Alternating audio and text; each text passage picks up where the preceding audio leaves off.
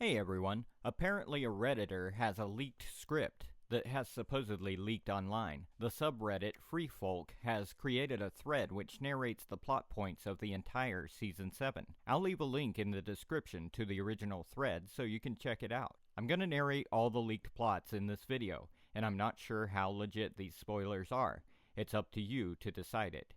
Now, if you don't want to know anything about Season 7, then this is not the video for you. Please stop watching and exit. If you don't have any issues about getting spoiled, then let's get started.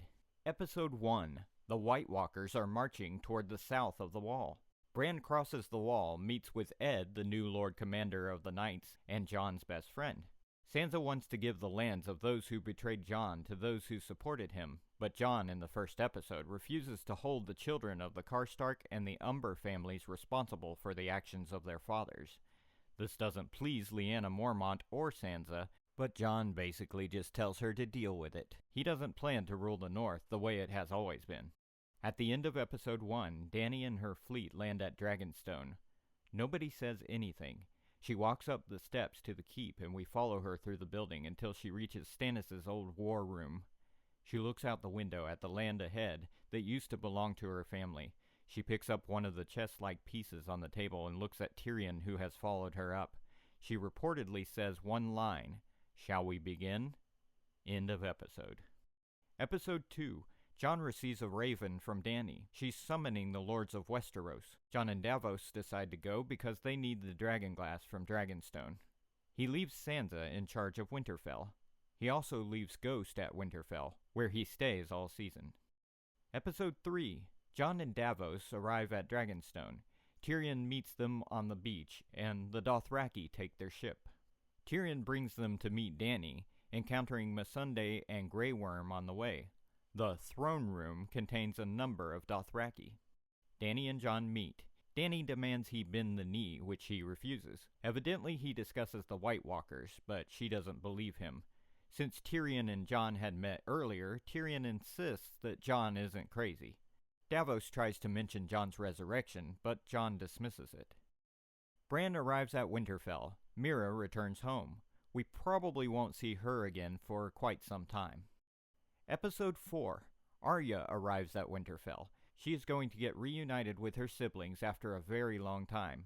This spoiler is also backed up by Maisie Williams being spotted on set. Episode 5. Sam leaves Old Town for Winterfell with Gilly and baby Sam. Jorah reunites with Dany at Dragonstone. Jon receives a raven telling him that Bran and Arya are at Winterfell.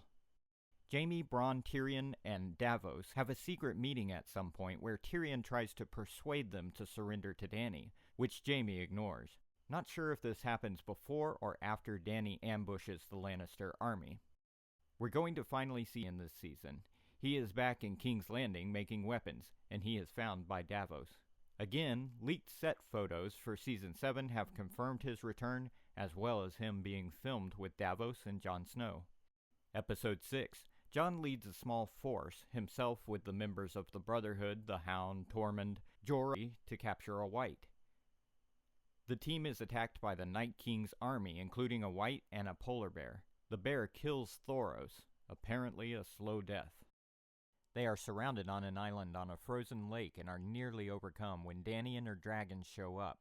She flies most of the team back to Eastwatch, but Jon is left behind.